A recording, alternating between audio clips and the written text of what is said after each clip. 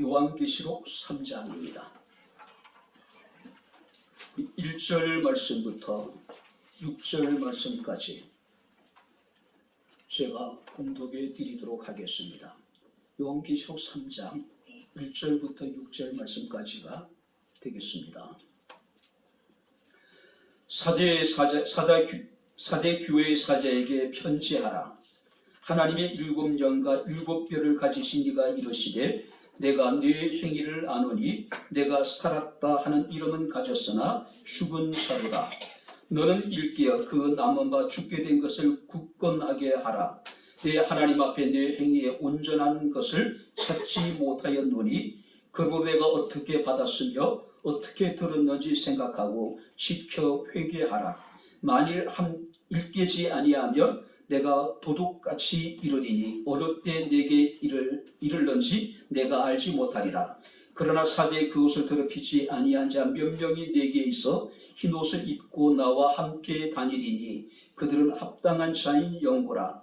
이기는 자는 이와 같이 흰옷을 입을 것이요 내가 그 이름을 생명책에서 결코 지우지 아니하고 그 이름을 내 아버지 앞과 그의 천사들 앞에서 시인하리라. 기 있는 자는 성령이 교회들에게 하시는 말씀을 들을지어다. 아멘. 우리를 세상 가운데 버려두지 아니하시고 우리를 더럽다 추하다 하지 아니하시고 우리의 이 모습 이대를 여호와께서 기쁘시게 받으심을 감사를 드립니다. 이 시간 종을 통해서 주의 말씀이 선포될 텐데 말씀 우리에게 큰 은혜가 되게 하옵소서. 위로가 되게 하시고 새로운 힘을 얻게 하옵소서. 주의 영으로 충만하게 하옵소서. 예수님 이름으로 기도합나이다. 아멘. 할렐루야. 자, 우리 옆에 있는 분들과 인사하겠습니다. 하나님 우리와 함께 하십니다. 인사하겠습니다. 하나님 우리와 함께 하십니다. 할렐루야. 사람들이 교회를 평가하는데 대부분의 사람들은 세속적인 기준을 굉장히 중요하게 여깁니다. 예배당의 규모가 어떠한지, 출석 교인의 수가 어떠한지, 연간 예산이 어떠한지, 우리가 그것을 기준으로 해서 우리는 큰 교회와 작은 교회로 이렇게 구분을 합니다. 우리가 사람을 평가하는 기준도 마찬가지입니다. 그 사람의 스펙을 보죠. 지원적인 능력을 봅니다. 사회적인 명예를 보고 그가 사회적인 가정에 있는 힘이 어떠한가를 우리는 그 사람의 평가의 기준으로 삼는 것이 사실입니다. 어린 아이들에게는 전혀 의미가 없는데 사람들은 모든 것을 숫자로 평가합니다. 연봉이 얼마인지, 자동차의 배기량이 얼마나 되는지, 아파트 평수가 얼마나 되는지. 자, 그런데 하나님도 모든 것을 숫자로 평가하실까요? 하나님이 교회를 평가하실 때도 세속적인 기준을 가지시고 하나님이 그 교회가 크고 그 교회가 작은 교회고 그 교회가 아름다운 교회고 그 교회가 아름다지 못한 교회라고 이렇게 판단을 하실까요? 하나님께서 사무엘에게 이르시기를 사람은 외모를 보거니와 나 여호와는 중심을 보시느니라. 할렐루야. 우리의 중심을 보시는 하나님이에요. 그래서 하나님께서 이스라엘 백성들을 향해서 내 눈에 보기에는 너는 보배롭고 존귀하고 사랑스럽다. 사람들의 눈에 보기에는 별별 없음에도 불구하고 하나님의 눈에 보기에는 보배롭고 존귀하고 사랑스러운 사람들이 바로 저와 여러분입니다. 할렐루야. 아멘. 자, 오늘 여러분 성경 말씀을 보게 되면은 요한계시록에는 소아시아 지역에 7교회가 등장을 합니다. 하나님의 은혜 가운데 7교회를 방문할 수 있는 기회가 있었는데요. 그 7교회 가운데 서머나 교회와 필라델피아 교회는 칭찬만을 받았습니다. 자, 반면에 우리가 사대 교회와 라오디게아 교회는 책망만을 받아요. 그리고 나머지 세 교회는 칭찬과 책망을 겸하여 받게 되는 모습을 우리가 보게 됩니다. 오늘 우리는 이 4대 교회를 이 시간 함께 살피면서 함께 은혜를 나눌 텐데요. 이 4대라고 하는 지역은 고대 리디아라고 하는 왕국의 수였습니다. 그러니까 리디아 왕국은요, 그 터키 지방을 대부분 아우르는 거대한 대지국이었습니다. 자, 교통의 중심지였고 무역의 중심지였고 직물 사업이 굉장히 활발하게 어떤 이제 이렇게 번창했던 그런 도시였습니다. 특별히 이 4대 주위에 보게 되면은 빅톨루스라고 하는 강이 흐르는데 그 강에는 어마어마한 사금이 채취가 돼요. 그래서 인류 역사에 있어서 최초로 금화를 만든 곳이 바로 이 4대 지역입니다. 은화도 만들고. 자, 아무튼 여러분들이 4대라고 하는 지역은요, 황금 도시로 사람들에게 불려졌습니다. 여러분들이 잘 알고 있는 마이다스의 손, 그 마이다스 왕, 여러분들이 신화를 알고 계시죠? 이 왕이 손에 갖는 모든 것이 황금으로 변하는 그 전설이 있잖아요. 신화가 있잖아요. 바로 이 4대 지역을 배경으로 만들어졌다고 이야기를 합니다. 그만큼 4대 지역이 황금이 많았다는 이야기입니다. 자, 뿐만 아니라 이 4대 지역은 군사적으로, 지리적으로 한쪽을 제외하고는 거대한 암벽으로 둘러싸여 있습니다. 그래서 수천 년의 역사 속에서 이 4대는 단 2번 여러분들이 함락이 됩니다. 자, 우리가 페르시아의 고레스라고 하는 왕이 등장합니다. 그 고레스에 의해서 한번 여러분들이 정복을 당하고 또 한 번은 수리아 제국의 안티오쿠스 3세에 의해 가지고 정복을 당해요. 그리고 단 한 번도 외부에 무릎을 꿇은 적이 없었던, 침략을 당한 적이 없었던 그런 도시였습니다. 뿐만 아니라 이 4대 교회는요, 다른 지역의 성도들이 겪었던 고난이나 그 환난이나 핍박이 없었어요. 그러니까 굉장히 평온했다는 이야기입니다.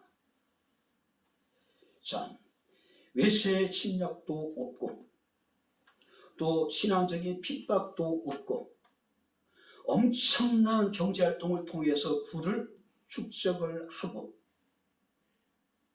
근데 문제는 뭘까요? 경제적인 풍요로움이 물질적인 축복이 영적인 풍요를 낳지는 않는다는 사실이에요.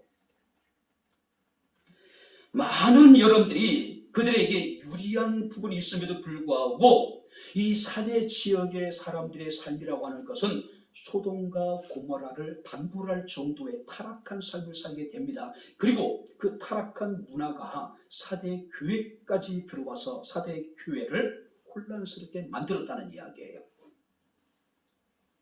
자, 4대 교회의 기원에 대해서는 잘 알려지지 않습니다. 그런데 전설에 의하면은 사도 요한이 그곳에 가서 복음을 전하고 그곳에 최초의 교회를 세웠다고 이야기를 합니다. 그리고 멜리토라고 하는 당시에 뛰어난 변증학자가 그 교회를 목표로 함으로 인해 가지고 이 4대 교회는 그야말로 소아시아 지역에 굉장히 유명한 교회가 되었다는 겁니다. 철학자 헤로도투스라고 하는 사람에 의하면 이 4대 지역에는요, 두 사람의 장정이 팔을 벌려서 껴안을 수도 없는 어마어마한 기둥이 78개 가진 신전이 있었다 그래요. 실제적으로 그 4대 교회를 제가 방문했을 때에 4대 교회를 들어가기 전에 와, 어마어마한 기둥들이 그 위용을 자랑하고 있습니다. 과거에 이곳의 영광이 얼마나 컸는가를 보여주고 있는 거예요. 그 기둥 사이를 지나서 4대 교회에 들어갔는데 4대 교회 규모가 우리 교회보다 좀 작을 것 같아요. 벽돌로 쌓여져 있는데, 빨간 벽돌로 쌓여져 있는데 굉장히 작아요. 이렇게 비유를 들면 어떨까요? 수십 층의 고층 빌딩이 있는데 그 옆에 아주 초라한 여러분들이 그 부엌이 하나 있다고 생각해 보세요. 그런 장면이었단 말이에요.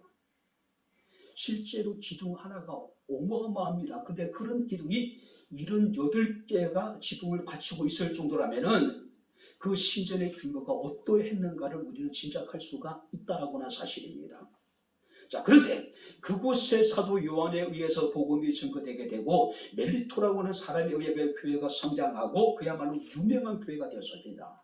그런데 주님께서 그 교회를 찾아가셨어요. 그 교회를 방문하셨습니다. 그리고 그 교회에 대해서 주님께서는 충격적인 평가를 하십니다. 그 교회 상태에 대해서 주님께서는 진단을 하신 거예요. 우리는 이 사대교회를 보면서 정말 우리 백향목 교회가 어떤 교회가 되어야 될 것인가를 우리 함께 살피면서 이 시간 함께 은혜를 나누도록 하겠습니다. 자, 먼저 주님께서 사대교회를 방문하셨을 때에 주님은 사대교회에서 어떤 평가를 하셨을까요? 어떤 진단을 내리셨을까요? 자, 1절을 우리 다시 한번 같이 읽겠습니다. 사대교회 사자들에게 편지하라. 하나님의 7영과 7별을 가지신 이가 이르시되 내가 내 행위를 아노니 내가 살았다 하는 이름은 가졌으나 죽은 자로다. 7영과 7별을 가지신 주님께서 사대교회를 찾으셨는데 그 사대교회의 모습이 충격적이에요. 절망적이었습니다. 주님께서 말씀하시기를 살았다는 이름은 가졌으나 실상은 사대교회가 죽었다라고 이야기를 해요. 무슨 얘기일까요? 자, 살았다는 이름을 가졌다는 이야기는 이 사대교회가 명성이 자자했다는 이야기예요. 명성이 자자했다는 이야기예요. 사람들이 보기에는 생동감이 있고 사람들이 보기에는 뭔가 있는 것 같은 교회예요. 아마 여러분들이 굉장히 경제적으로 부유했기 때문에 이런저런 많은 사업을 교회가 벌리지 않았을까요? 그리고 그 소문이 인근 각지의 많은 교회들에게 전해지게 되는 겁니다. 사람들은 사대교회를 보면서 야, 정말로 살아있는 교회다, 활력이 넘치는 교회다, 열정이 넘치는 교회라고 사람들이 인정을 했을 거예요. 근데 주님께서 말씀하시기를 실상은 죽었다. 완전히 죽지는 않았겠지만은 계속해서 서서히 죽어가고 있는 교회였다라고 주님께서는 평가를 하고 계신 거예요. 마태복음 7장 21절부터 23절 말씀을 보게 되면은 그날에 많은 사람들이 주여 우리가 선지자 노릇하며 주 이름으로 귀신을 쫓아내며 주 이름으로 많은 능력을 행하지 않았습니까? 라고 이야기를 해요. 주님께. 그때 주님께서 말씀하시기를 내가 너를 도무지 알지 못한다.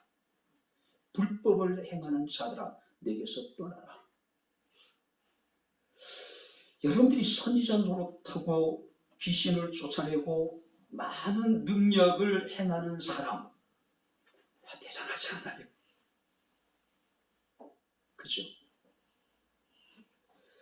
야, 정말로 저런 사람들은 하나님께 인정을 받을 수 있는 사람일 것 같고 저런 사람들은 하나님 나라에 엄청난 상급을 받을 것 같은데 정작 주님께서는 내가 너희를 도무지 알지 못한다고 이야기합니다. 오히려 불법을 행하는 자들이라고 책망하고 있는 거예요. 오늘 왜 주님께서는 그렇게 말씀하셨을까요? 아마 여러분들이 사대교회도 그와 같지 않았을까요? 그죠? 열심히 한다고 했는데 대단한 능력을 행한다고 생각했는데 주님께서는 아예 내가 너희를 도무지 알지 못한다. 오히려 불법을 행하는 자라고 책망을 하십니다. 특별히 여러분들 1절 말씀을 보니까 주님께서 말씀하시기를 내가 네 행위를 아노니 사람들은 그토록 표면적으로 드러난 것만 보고 사대교회가 정말로 살아있는 교회라고 생각했습니다. 활력이 넘치는 교회라고 생각했어요. 열정이 넘치는 교회라고 인정을 했습니다. 그런데 주님께서 그들의 행위를 아셨대요. 자, 여기서 그들의 행위라고 하는 것은 구체적으로 그들의 삶의 내용을 하나님께 살펴봤더니 실상은 이 사대교회가 죽었다. 과거의 명성만 사로잡혀서 생명력을 잃어버렸다.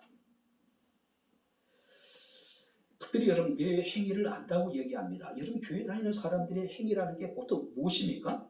예배를 드리고 기도를 하고 찬송을 하고 전도를 하고 또 여러분들이 우리가 다양한 구제사업도 하고 선교도 하고 아마 사대교회도 크게 벗어나지 않았지 않나 생각이 됩니다.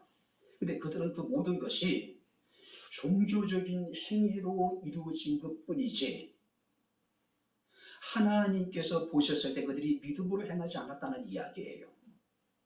믿음으로. 특별히 여러분들이 우리가 2절 말씀을 보게 되면 내 하나님 앞에 내 행위에 온전함을 찾지 못했다. 여기 보세요.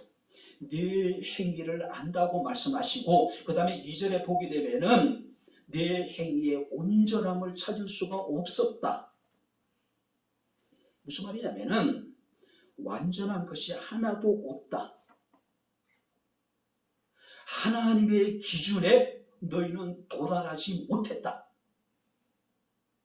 예배도 있고 기도도 있고 찬송도 있고 다양한 여러분들이 사업도 행했어요. 근데 어느 것 하나도 하나님의 기준에 도달하지 못했다. 어느 것 하나 온전한 것이 없었다. 어느 것 하나 완전하지 못했다. 자, 여러분들이 여기서 완전함이라고 저는 말씀을 드렸습니다. 사람이 완전할 수 있을까요? 아니죠. 여기서 말하는 완전함이라고 하는 것은 인간이 행할 수 있는 한계 내 인간의 능력의 범위 안에서 그들은 온전하지 못했다는 이야기예요. 완전에 이르지 못했다는 이야기예요. 하나님의 기준에 미달했다는 이야기예요. 우리가 지난주에 설교를 하면서 가나안 정복 전쟁 왜 주님께서 그들을 책망하셨습니까? 할 수 있는 능력이 있음에도 불구하고 그들이 강하였음에도 불구하고 오히려 그들은 가나안에 있는 부족들을 쫓아내지 않고 그들과 함께 살면서 그들의 노역을 시키잖아요. 하나님의 뜻은 그들을 진멸하는 것이고 하나님의 뜻은 그들을 쫓아내는 것인데 오히려 그들은 쫓아내지 않고 그들을 이용해서 자신의 일을 취하잖아요. 능력이 없어서 할 수 없는 건 어쩔 수 없어요. 지금 사대교도 마찬가지입니다. 그들이 할 수 있는 범위 내에서 하나님께서 그들이 온전함을 찾으셨습니다. 하나님은 그들에게 나름대로 어떤 기준을 정해 주셨어요. 근데 그들은 하나도 그 기준에 이르지 못했다. 온전함을 이루지 못했다. 완전함에 이루지 못했다. 경건한 모양은 있었는지 모르겠지만은 경건의 능력은 없었던 사람. 히브리서 11장 6절 말씀을 보게 되면 믿음이 없이는 하나님을 기쁘시게 못하나니 하나님께 나아가는 자는 반드시 그가 계신 것과 자기를 찾는 자들에게 상 주시심을 믿어야 할지니라. 할렐루야. 네. 결국 그들은 많은 일들을 했어요. 끊임없이 예배도 드려졌습니다. 기도도 했어요. 찬양도 했습니다. 선교 사업도 했어요. 그런데 그들을 하나님 기쁘시게 하지 못했어요. 온전한 것이 완전한 것이 하나도 없었대요. 왜 그랬을까요? 믿음이 없이는 하나님을 기쁘시게 하지 못했다는 이야기는 사대교회의 모습이라는 거죠. 그때 진짜 사대교회의 문제는 무엇일까요? 주님은 그 교회를 진단하셨을 때에 죽었다? 자신도 모르는 사이에 그들은 중환병에 들어가지고 죽어가고 있었는데 그들은 그것을 깨닫지 못했다는 게 문제예요. 여러분들은 요한계시록 3장 14절부터 보게 되면은 라오디게아 교회가 등장을 합니다. 라오디게아 교회도 정말로 규모가 어마어마하게 크더라고요. 사대 교회는 비교가 안 될 정도로 커요. 골로새 교회는 아예 흔적조차도 없어졌고, 또 여러분들이 다른 교회들에 비해서 이 라오디게아 교회는 굉장히 컸습니다. 단지 기둥만을 봤을 때 빌라델피아 교회도 굉장히 컸던 것 같아요. 근데 이 라오디게아 교회는 굉장히 컸던 것 같습니다. 그래서 스스로 생각하기를 나는 부자다, 나는 부유하다, 나는 부족함이 없다. 부자고 부유하고 부족함이 없다라고 그들은 스스로 자기를 합니다. 근데 정작 주님께서는 이 라오디게아 교회에 대해서 말씀하십니다. 내가 공고한 것과 가련한 것과 가난한 것과 눈먼 것과 벌거벗은 것을 알지 못한다. 사대 교회도 그러했고 이 라오디게아 교회도 그랬어요. 착각 속에 빠져 있는 겁니다. 죽었는데 살아있다고 착각하는 거예요. 죽어가고 있는데 자신은 멀쩡하다고 착각하고 있는 겁니다. 주님 보시기에는 그들은 정말로 공부하고 가련하고 가난하고 눈이 멀었고 지금 그들은 헐벗고 있는데 부끄러운 줄 모르는 거예요. 오히려 나는 부자고 나는 부유하고 나는 부족함이 없다고 착각하고 있는 거예요. 이게 진짜 문제예요. 교회도 마찬가지입니다. 성도들의 삶도 마찬가지예요. 하나님의 기준에 한없이 모자란데 스스로 생각하기를 이만큼 했으니 내가 됐다고 생각하는 거예요. 여러분들이 물어보겠습니다. 여러분들이 지금 최선일까요? 여러분들이 최선일까요? 여러분들이 할 수 있는 범위에서 여러분들이 최선을 지금 여러분들이 행하고 있는 걸까요? 예배에 있어서 최선입니까? 기도 생활에 있어서 지금 여러분들 최선을 다하고 있어요? 산수도 마찬가지입니다. 우리가 교회에서 행하는 모든 일에 있어서 여러분들 그게 최선일까요? 저는 아니라고 생각하는데 주님의 진단도 주님의 평가도 아니라고 말씀하실 것 같은데 문제는 본인 스스로는 최선이라고 생각해요. 나름대로는 하나님의 기준에 그래도 내가 부합하는 삶을 살고 있다고 생각하는 겁니다. 그리고 누구보다는 내가 낫지 않느냐. 이 핑계 저 핑계에 대면서 수시로 주의를 빠지는 사람보다도 주의를 한 번 나오는 내가 그래도 낫지 않느냐. 주일 오전 예배만 나온 사람보다도 오후 예배까지 나오는 그래도 내가 낫지 않느냐. 주일만 교회에 나온 사람보다도 수예배까지 나오니 내가 낫지 않느냐. 난 금요예배까지 나오니 나는 낫지 않느냐. 그래도 내가 새벽 예배까지 나오니까 그래도 누구도 낫지 않느냐. 우리 교회가 하루에 일주일에 9번 예배가 드려지고 있습니다. 그 9번 예배를 다 참석하시는 분이 딱 4분이에요. 지난주 등록하신 우리 이건사님까지 딱 4명.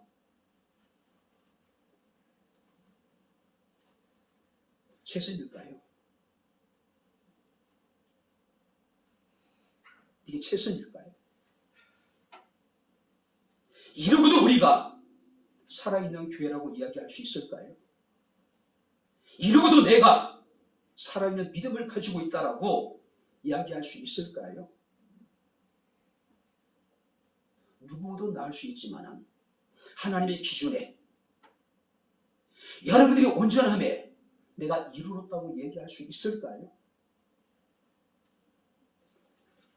2절 말씀을 보시거나 두 번째 같이 읽겠습니다.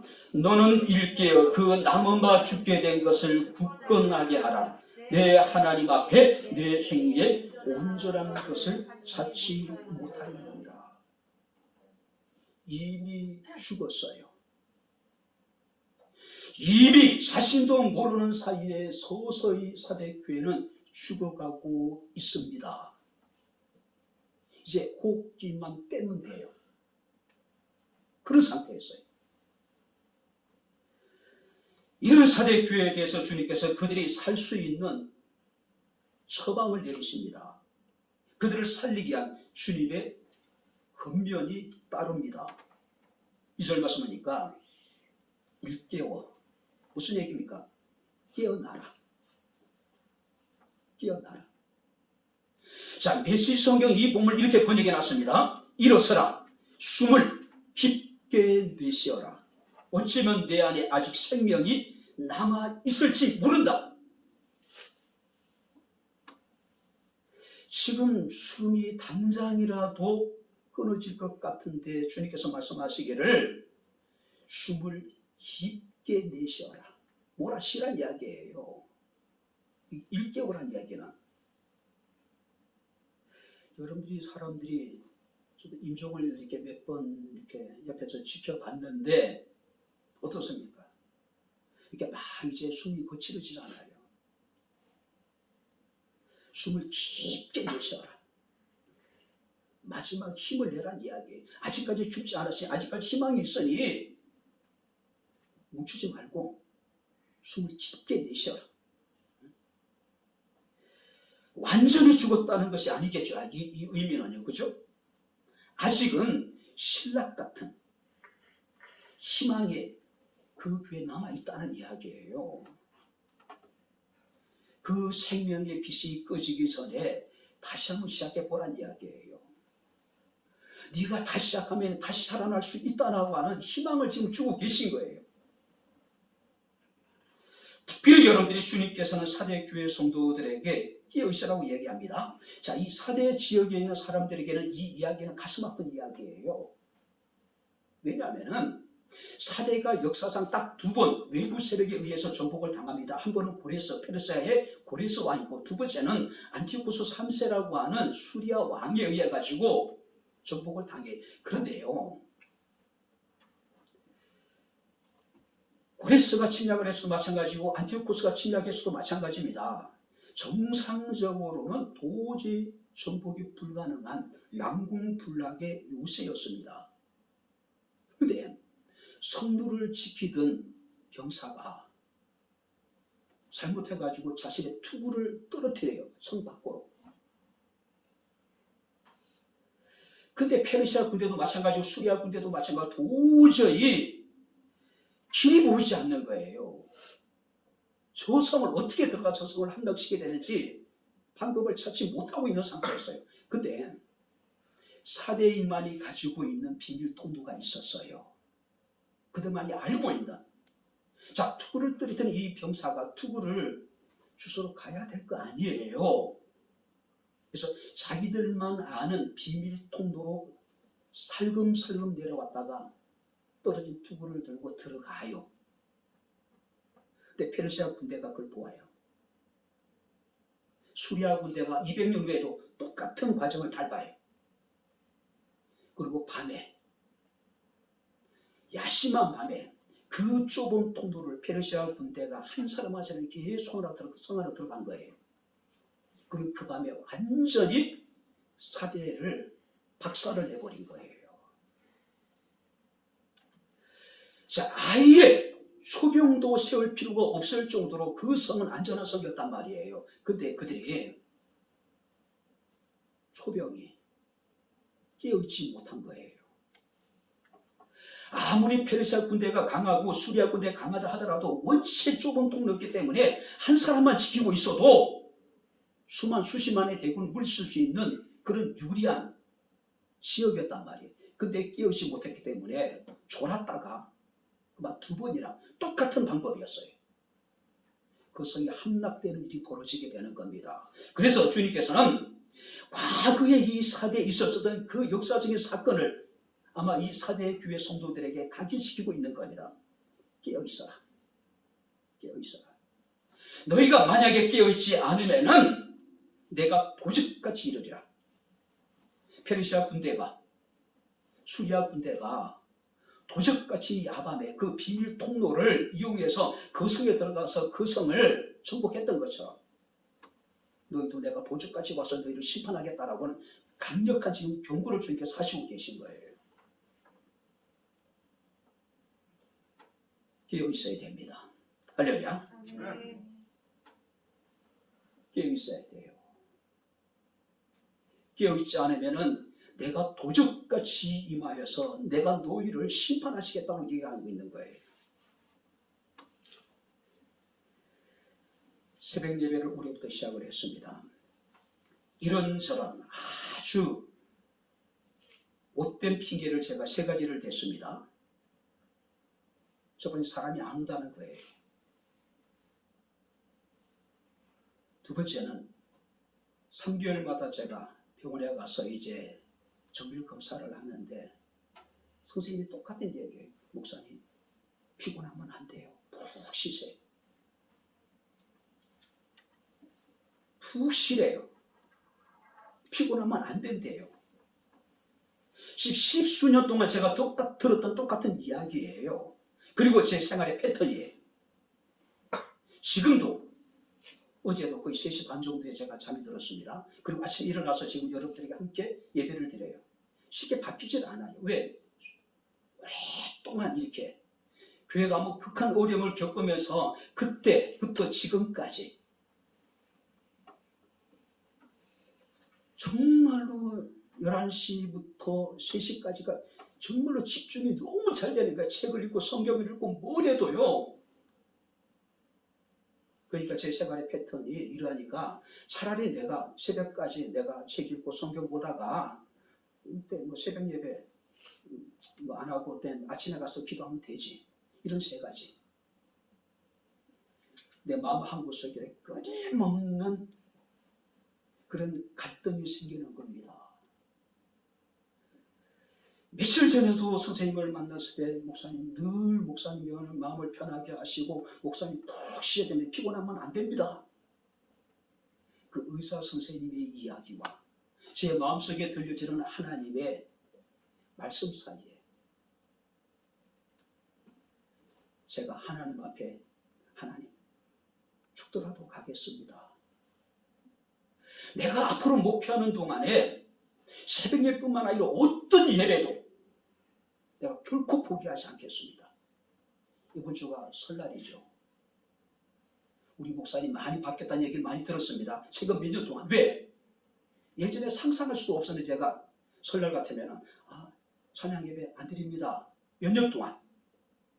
우리 교회도 우리 목사님 달라졌어요. 우리 목사님 너무 이제 옛날에 그런 고지식한 모습이었는데 목사님 굉장히 이제 뭐 융통성이 있어졌다고.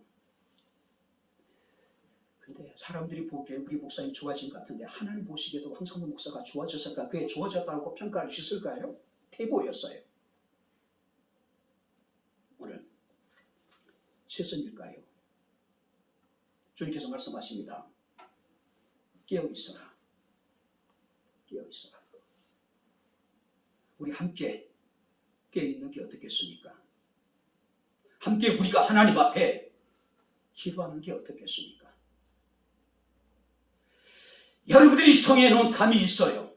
난 주일 오전 예배만 참석하고 오후 예배만 참석하고 원래 수 예배는 안 가고 원래 금요일기도는 안 가고 원래 새벽 예배 안 가. 그 담을 한번 뛰어넘으십시오. 예배 한 걸음만 더 앞으로, 한 걸음만 더 앞으로. 오전 예배 나왔다면 찬양 예배 나오십시오. 주일만 나왔다면 수 예배 나오십시오. 금요일에 나오십시오. 여건이 되면 새벽 예배까지 나오십시오. 더 이상 죽어가는 교회를 우리가 볼 수 없잖아요. 두고 봐서는 안 되잖아요. 그래서 주님께서 말씀하십니다. 깨어 있으라. 정신을 차리고 파수하라. 왜? 과거의 사대 성이 그래서 무너졌기 때문에. 뿐만 아니라 주님께서 말씀하십니다. 그 남은 바 죽게 된 것을 너는 굳건하게 하라. 남아있는 것. 아직까지는 아주 죽지 않았다는 이야기, 아직까지 희망의 불씨가 살아있다는 이야기입니다. 자, 여기서 굳건하게 하라는 이야기는 단호하게 또 신속하게 그 남아있는 것 살려내라는 이야기예요. 여러분들이 어렸을 때 참 불장난을 많이 했습니다. 작은 불씨를 가져다가 불쏘시개를 갖다 놓고 불잖아요. 그 불씨 살리기 위해서 그렇게 하라는 이야기예요. 이것은 단호하고 신속하게 행하라는 이야기예요. 뿐만 아니라 생각하랍니다. 이 생각하라는 이야기는 계속해서 생각하라. 뭘 생각하래요? 너희가 어떻게 받았는지, 너희가 어떻게 들었는지, 너희가 받고 들은 그 하나님의 말씀을 마음속에 기억하라는 이야기예요. 계속해서. 그리고 너는 지키라고 이야기합니다. 이미 말씀을 듣고 우리가 말씀을 받았으니 받은 그 말씀을 놓치지 않도록, 빼앗기지 않도록 지켜라. 붙잡아라. 뿐만 아니라 너는 회개하라고 이야기를 합니다. 자, 이것도요, 굉장히 급박하게, 특별히 너는 회개하라. 빨리, 단호하게.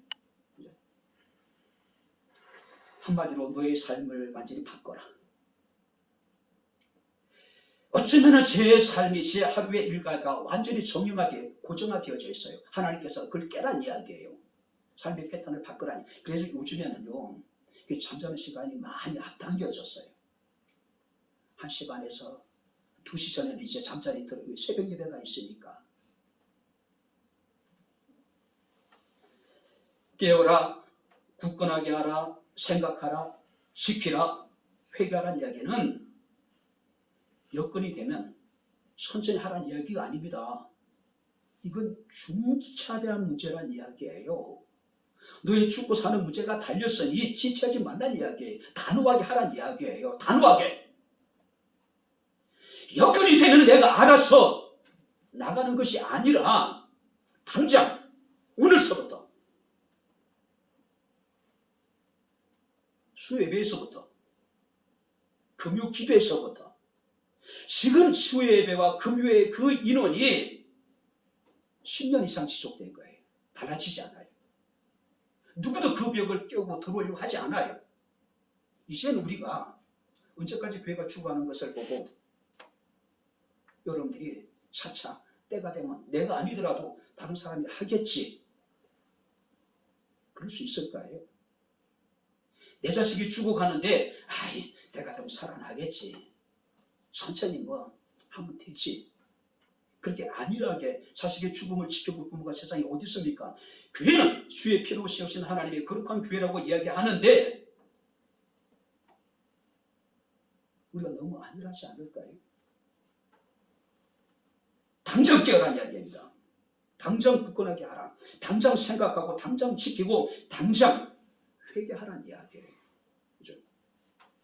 왜 주님께서 당장 하라고 얘기했을까요? 아직까지 사대교회가 완전히 죽진 않았기 때문에, 아직 희망이 있기 때문에. 죽었으면은요, 하얀 포를 갖다가 씌워버려야 되잖아요. 그 냉동실에 집어넣어야 되잖아요. 아직까지 죽지 않았다는 얘기예요. 아직까지 하얀 포를 씌우지 않은 상태, 아직까지 냉동실에 들어가지 않는 상태, 아직까지 가능성이 있는 상태. 자, 그런데 4절 말씀을 보니까 주님께서는 이 사대교회를 보셨을 때에 죽었다고 생각하셨습니다. 그런데 그 사대교회에 희망을 주님께서 발견을 하셨어요. 희망이 어디에 있었을까요? 자, 4절을 우리 같이 읽겠습니다. 4절 다 같이 읽겠습니다. 그러나 사대에 그 옷을 더럽히지 아니한 자 몇 명이 내게서 흰 옷을 입고 나와 함께 다니리니 그들은 합당한 자인 영구니라. 자, 여기 보세요. 좀 정신을 차리시고요. 자, 우리 옆에 있는 사람 한번 여러분들이 한번 툭 쳐보세요. 자, 여기 보세요. 그러나 사대 그 옷을 더럽히지 않은 자 몇 명. 자, 주님의 눈에 몇 명의 사람들이 띄었어요. 몇 명. 자, 주님은요, 교회를 보실 때 그 교회가 무엇을 하는지 관심이 없으셔요. 물론 관심은 있으시겠죠. 더 중요한 건 뭔가? 주님의 관심은 뭐예요? 사역이 아니라 뭐예요? 사람이에요. 몇만 명이 모이고 몇천 명이 모이고 몇백 명이 모이는 건 중요합니다. 그러나 주님께서는요, 지금 아직까지도 살아있는 몇 명의 사람들을 보시고 그 교회를 평가하시는 거예요. 자, 몇 명? 그 옷을 더럽히지 않는, 자, 그 옷을 더럽히지 않는 사람이라는 것은 믿음의 순결을 지킨 사람, 세상의 어떤 풍조에 휩쓸리지 않는 사람, 우상 숭배에 가담하지 않고 우상에 바쳐진 음식을 먹지 않았던 사람, 몇 명이 있었어요. 몇 명. 자, 여기서 몇 명이라는 것은 아주 적은 수를 말하는 거예요. 자, 그만큼 작았던 것만큼 하나님은 그들을 소중하게 보신 겁니다. 할렐루야. 다 그러려니 해요. 근데 다 그런 중에 아주 몇 명이 있었어요.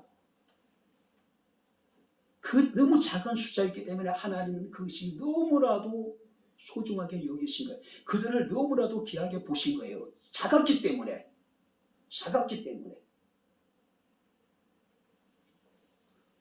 이것은 구약의 전장에 흐르는 하나님의 구속사역에 나타나는, 한번 따라해 보시기 바랍니다. 남은 자예요. 남은 자. 우리가 열왕기상 여러분들이 19장 9절부터 10절 말씀을 보게 되면은 엘리야 선지자가 850대 1의 영적인 전쟁, 갈멜산의 전쟁에서 위대한 승리를 거두지요. 물론 아세라 선지자는 나중에 도망가 버리지만은 바알 선지자들과, 그러니 아세라 우상을 섬겼던 아마 교주가 아마 이세벨이라고 하는 여인이었을 거예요. 아합왕의 아내. 이 이세벨이 내가 이 엘리야를 그냥 두지 않겠다, 엘리야를 죽이려고 하지 않으니까 엘리야가 도망을 가요. 어디로? 호렙산으로. 그때 하나님께서 엘리야에게 말씀하십니다. 엘리야여, 어찌하여 여기 있느냐라고 물으십니다. 그때 엘리야가 이러기를 뭐라고 얘기냐면은, 오직 나만 남았거늘 그들이 내 생명을 찾아 빼앗으려 하나이다. 북이스라엘에 온전히 여호와를 경외하는 사람은 엘리야가 스스로 생각하기를 나뿐이라고 생각을 했어요. 나밖에 없다고 생각했어요. 근데 하나님께서 말씀하십니다. 내가 이스라엘 가운데 7,000명을 남기려니 그들은 다 바알에게 무릎을 꿇지 아니하고 그들은 다 바알에게 입맞추지 아니한 자. 엘리야는 혼자라고 생각하는데 하나님은 이스라엘에 바알에게 무릎을 꿇지 않고 바알에게 입맞추지 않는 7,000명의 사람들을 남겨두셨어요. 여러분들, 하나님의 구속사역은요, 오직 남은 작은 사람들을 통해서 그 일을 이뤄나가신다는 사실을 믿으시기 바랍니다. 할렐루야. 그래서 우리가 사도 바울은 로마서 11장 5절에 그런즉 이와 같이 이제도 은혜로 택하심을 따라, 한번 따라보시기 바랍니다. 남은 자가 있느니라. 그래도 하나님께서 우리 교회에 남겨두셨어요. 그렇다기를. 그죠? 이제도 은혜로 택하심을 따라 남은 자가 있대요. 남은 자가 있대요. 그들이 누굽니까? 우리가 되어야 되지 않을까요? 이미 죽었습니다. 아니, 최소한 죽지 않았다 하더라도 서서히 죽어가고 있었는데 그들 중에 자신의 옷을 더럽히지 않는 몇 명의 사람들이 존재했다는 게 얼마나 신기해요. 그들은 신앙적으로 사대교회는 천연기념물과 같은 존재들, 천연기념물 같은 존재들이었다는 얘기예요. 바로 주님께서는 그들을 주목하시고 그들에게 희망을 찾으신 겁니다. 그들로 인해서 사대교회가 아주 죽지 않았던 거예요. 그들로 인해가지고. 특별히 4절 말씀하니까 그들은 합당한 자다, 하나님께 합당한 자다, 하나님의 기준에 그들이 부합했던 인물이라는 사실이에요. 이 사람들은 흰 옷을 입게 될 것이고 또 그 이름이 생명책에 반드시 흐리지 않을 것이고 마지막 때 하나님이, 주님께서 하나님과 천사들 앞에서 그 이름을 부인하지 않을 것이다. 결국 하나님의 영광에 함께 참여하게 될 자들이라고 지금 말씀하고 있는 겁니다. 백향목교회에 하나님께서 남은 자들을 남겨두셨습니다. 우리가 남은 자예요. 우리가 우리 교회의 희망이 되어야 됩니다. 우리가 이 시대의 희망이 되어야 돼요. 여러분들이 무드셀라라고 하는 이름의 뜻은 뭐냐면 창을 던지는 자입니다. 무드셀라. 근데 무드셀라가 죽는 해 어떤 일이 벌어지니까 노아가 600세 되던 해고 하나님이 세상을 물로서 심판하셨던 그때예요. 무드셀라가 살아있는 동안에 무드셀라가 그 시대의 파수꾼이었어요. 근데 무드셀라가 죽으니까 하나님이 세상을 물로서 심판하신 거예요. 여러분들이 창을 던지자는 의미는 어떤 의미냐면은 과거에는 부족과 부족의 싸움입니다. 마을과 마을과 전쟁이었어요. 근데 여러분들이 상대방 마을에 공격하기 위해서는 먼저 마을 입구를 지키고 있는 거대한 가장 강력한 창을 던지는 사람을 쓰러뜨려야 돼요. 무드셀라가 그런 사람이에요. 우리가 백향목교회에 영적인 무드셀라가 되어야 됩니다. 할렐루야. 목숨을 걸고 우리가 교회를 지켜야 돼요. 이제 말씀을 하시도록 하겠습니다. 과거의 어떤 조사에 의하면요, 거의 매일 학교 수업 시간에 잠을 잔다라고 하는 학생의 비율이 초등학생은 0.3%. 그러니까 애들은 안 잔다는 거예요. 거의 수업 시간에. 중학생들은 8%, 고등학생들은 24%가 수업 시간에 매일 잔대요. 24%. 4분의 1이. 특별히 여러분들이 고등학교 교실의 4분의 1에 해당되는 학생들이 전혀 집중을 하지 않는다는 겁니다. 지금 보세요. 지금 여러분들이 지금 예배에 집중하고 있을까요? 4분의 1이 전혀 수업 시간에 집중하지 않는다는 겁니다. 그리고 반면에 수업 시간에 전혀 잠을 자지 않는다는 고등학생의 비율이 7%. 지금 우리 교회 예배 시간에 잠자는 성도들의 여러분들이 비율을 따지면 어떨까요? 몇 프로는 매 자는 사람이 있어요. 반면에 어떤 사람들은 절대 잠을 자지 않는 사람이 있습니다. 여러분들 깨어 있어야 돼요. 잠자는 학생들이 시험 볼 때 좋은 결과가 나올까요? 그런 학생들의 인생에 여러분들이 뭔가 기대할 수 있는 게 있을까요? 정신 차리고 깨어서 열심히 해도 성공할까 말까 하는데 이 사회에서 정신 멍한 상태 속에서 그들이 뭘 할 수 있을까요? 사도 바울 로마서 13장 11절에 이제 자다가 깰 때가 벌써 되었다. 예배 시간 끝났다는 얘기 아닙니다. 자다가 깰 때가 됐대요. 일어나세요. 일어나세요. 자다가 깰 때가 됐대요. 밤이 깊었답니다. 낮이 가까웠답니다. 일어나래요. 깨어나라는 이야기예요. 이제 깨어나야 됩니다. 우리에게는 희망이 있습니다. 우리에게 남은 사람들이 있습니다. 하나님 기준에 합당한 사람들이 있습니다. 그들이 백향목교회의 희망이고 그들이 백향목교회를 살릴 수 있는 유일한 사람들입니다. 유의한 사람들이고 유삼한 사람들이고 유사한 사람들이고 백향목교회는 죽은 교회가 아니라 살아있는 교회가 되어야 됩니다. 할렐루야. 내가 그 몇 명의 사람 가운데 하나가 되어야 되지 않을까요? 한번 따라해 보시기 바랍니다. 교회가 살게 하소서.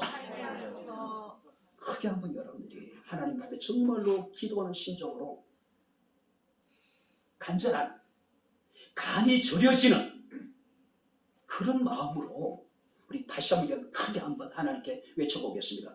교회가 살게 하소서. 교회가 살게 하소서. 할렐루야. 아멘. 살든 말든 나는 잘 된다.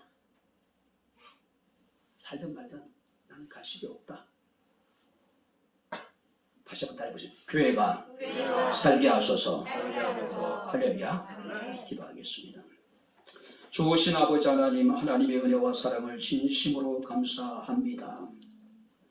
암울한 시대에 이제 자다가 깰 때가 벌써 되었다라고 주께서 말씀하시는데 아직까지 우리는 영적인 잠에 취해서 우리가 아버지 하나님 이 시간 우리의 현실을 분간하지 못하고 살아갈 때가 얼마나 많은지 모릅니다. 여호와여, 우리가 깨어야지 우리에게 희망이 있음을 압니다. 백향목교회가 살아나기 위해서 우리가 깨어나게 하옵소서. 우리 한 사람 한 사람이 백향목교회의 남은 자들이 되게 하셔서 우리로 인하여서 우리 교회가 살아나게 하시고 우리 교회를 통해서 이 지역사회가 살아나게 하시고 우리 교회를 통해서 이 나라 이 민족이 살아나는 역사가 나타나게 하옵소서. 예수님 이름으로 기도함나이다. 아멘. 이제는 우리 주 예수 그리스도의 은혜와 하나님의 크신 사랑과 성령님의 교통주전의 제 충만 역사 인도하심이 깨어서 주의 피로 세우신 교회를 세우며 내 영혼을 살리며 지역사회를 살리며 시대를 살리는 자의 사명을 감당하기를 원하는 주의 사랑하는 모든 성도들 머리 위에 저들의 가정과 직장과 사업장과 이 교회와 이 나라 이 민족 위에 지금부터 영원토록 함께 있을지어다. 아멘.